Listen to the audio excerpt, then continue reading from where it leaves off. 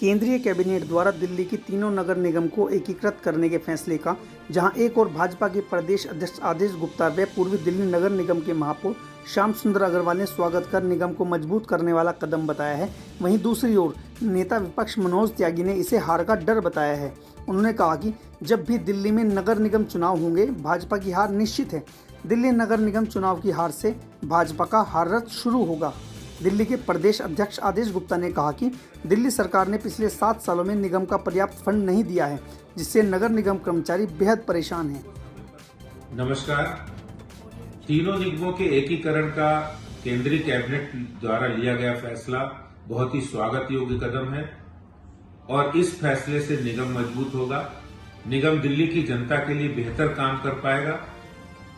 तीनों निगमों में जिस तरह से पिछली दिल्ली सरकार ने 7 वर्षों में निगम को फंड नहीं देकर निगम का काम रोकने की कोशिश की, अब निगम जब एक होगा तो दिल्ली वासियों को बेहतर सफाई व्यवस्था, बेहतर प्राइमरी एजुकेशन, बेहतर प्राइमरी हेल्थ और इसके साथ साथ पार्कों की व्यवस्था अच्छी मिलेगी, कम्युनिटी सेंटर की व्यवस्था अच्छी मिलेगी और विशेष रूप से दिल्ली की जो छोटी छोटी गलियों में निर्माण कार्य होने हैं, सड़कों के निर्माण कार्य होने हैं, नाले नालियां बनने हैं, उन कामों में व्यवस्थाएं अच्छी होंगी और दिल्ली नगर निगम में लगभग 2.5 लाख सफाई कर्मी और टीचर्स और निगम के कर्मी काम करते हैं। उनको समय पर सैलरी मिलेगी ताकि उनका जीवन भी सुगम होगा। केंद्रीय कैबिनेट द्वारा लिए गए इस फैसले का भारतीय जनता पार्टी स्वागत करती है। इससे दिल्ली नगर निगम मजबूत होगा, दिल्ली की व्यवस्थाएं बेहतर होंगी और दिल्ली हमारा देश की राजधानी बेहतर बनेगा। आइए हम सब मिलकर दिल्ली को स्वच्छ और बेहतर दिल्ली बनाएं और हम सब लोग दिल्ली वासी मोदी जी के साथ चलें। महापौर श्याम सुंदर अग्रवाल ने कहा कि केजरीवाल निगम के पैसों पर कुंडली मार के बैठे हैं। निगम का 13,000 करोड़ रुपया आज तक केजरीवाल सरकार ने नहीं दिया है। एकीकरण के बाद नगर निगम कर्मचारियों को समय पर वेतन मिलेगा, जिससे प्रदेश में तेजी से विकास होगा।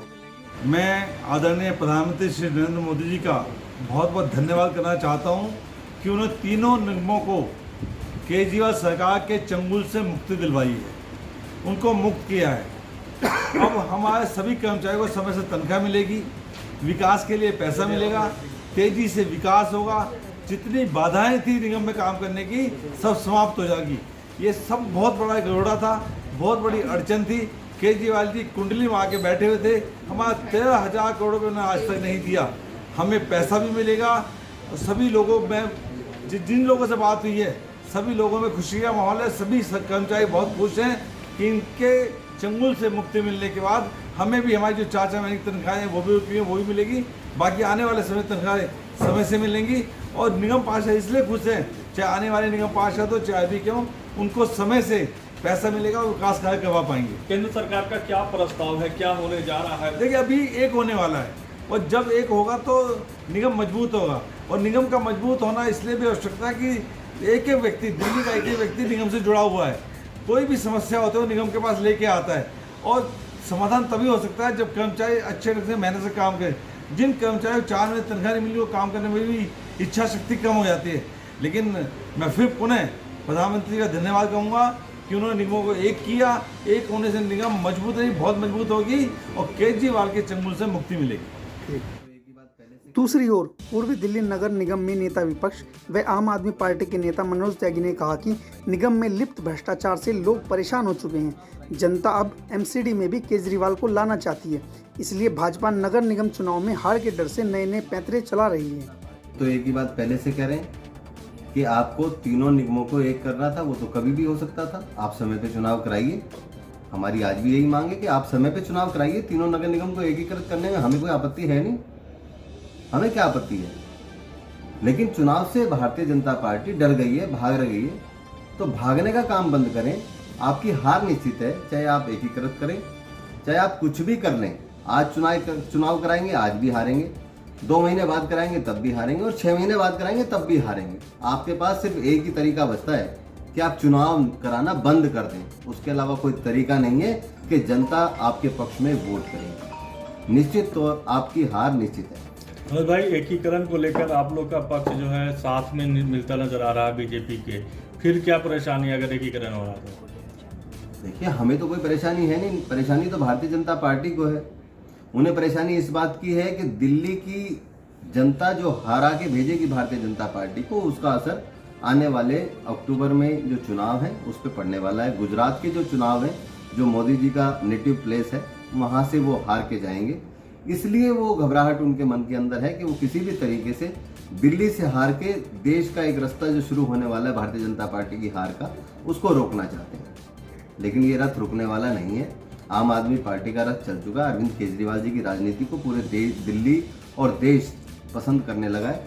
अब पूरा देश चाहता है कि देश के ऊपर अरविंद केजरीवाल जी अपनी छाप छोड़ें, अपना आगे बढ़ें और एक ईमानदार राजनीति, एक ईमानदार सरकार, एक काम करने वाली सरकार और काम के लिए राजनीति और काम पर वोट मांगने वाली पार्टी, उसी को सत्ता में आना चाहिए। ये पूरा देश इस समय चाहता है। भारतीय जनता पार्टी का काम है ठीकरे फोड़ने का काम है। तो हम कोई भी चीज़ ऐसी नहीं चाहते कि वो ठीकरा फोड़ें। वो जनता के सामने कहते हैं कि हम फाइनेंशियल सुदृढ़ करेंगे। अगर आप सुदृढ़ करते तो भ्रष्टाचार को खत्म कर देते, फाइनेंशियल अपने आप स्ट्रांग हो जाता। यहाँ पे पैसा ही पैसा था। लेकिन आपने क्या करा, 70 करोड़ के काम को 280 करोड़ रुपए में कराया। आपने एक दिन रोड स्वीपिंग मशीन चलाई तो उसके परिचालन के लिए 15,000 रुपये 8 घंटे पे खर्च कर दिए। तो ये तो बहुत ही दुखद है कि आप जनता की मेहनत के खून पसीने के पैसे को आप पानी की तरह बहाएंगे, आप भ्रष्टाचार पे लगाएंगे। तो निश्चित तौर पे ये है, कमाई 98 और खर्चा रुपया अगर होगा तो खोखला तो होगा ही नगर निगम। वो भारतीय जनता पार्टी ने पिछले 15 सालों में लगातार किया, जिसकी वजह से आज एमसीडी का एक एक कर्मचारी अपनी तनख्वाह, पेंशन, मेडिक्लेम, तमाम फैसिलिटी से मतलब परेशान है और अपनी तनख्वाह के लिए रो रहा है। जिस तरीके से महंगाई अचानक बढ़ी है, तेल के, पेट्रोल के, डीजल के दाम, गैस के दाम में बढ़ोतरी हुई, इस पर क्या कहना आपका? ये छाती पीट के रोने वाली वही भारतीय जनता पार्टी है। जब दूसरी सरकारें 98, 1 रुपया, 2 रुपये जब बढ़ा दिया करती थी पेट्रोल और सीएनजी की और डीजल के दामों पे, तो ये छाती पीट के रोते थे कि देखिए दाम बढ़ गए हैं। आज 50 रुपये गैस के सिलेंडर पे बढ़ा दिए गए हैं। हर उस गृहिणी की रसोई में कितनी महंगा घर का खर्चा चलाना हो गया, ये सोचने की जरूरत है। लेकिन भारतीय जनता पार्टी जो केंद्र में बैठी है, उसको वो ये समझने को तैयार नहीं है कि आज पूरे देश की जनता जो कोरोना काल से निकल के आई है, अभी भी आधे लोगों के पास रोजगार नहीं है। क्यों? क्योंकि हमारा इंडस्ट्रियलिस्ट बेरोजगार है खुद, उसकी फैक्ट्रियां नहीं चल रही। जब उसकी फैक्ट्रियां चलेंगी तो एम्प्लॉय ज़्यादा रखेगा, ज़्यादा एम्प्लॉय रखेगा तो हर आदमी को काम मिलेगा।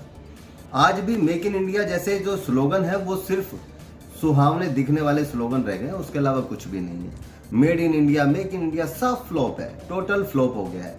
आज इन्होंने पूरे देश के अंदर अगर हम इंडस्ट्री की बात करें तो उनको ख़त्म कर दिया, अगर हम रोजगार की बात करें तो उनको ख़त्म कर दिया, सरकारी नौकरियों की बात करें तो उसको ख़त्म कर दिया। लोगों को पहले से पता था कि जिस दिन उत्तर प्रदेश का रिजल्ट आएगा उससे अगले दिन डीजल, पेट्रोल और सीएनजी का दाम बढ़ेगा। ये आम लोगों की बातों में चलन में था पहले से, वो इन्होंने तुरंत करके दिखा दिया।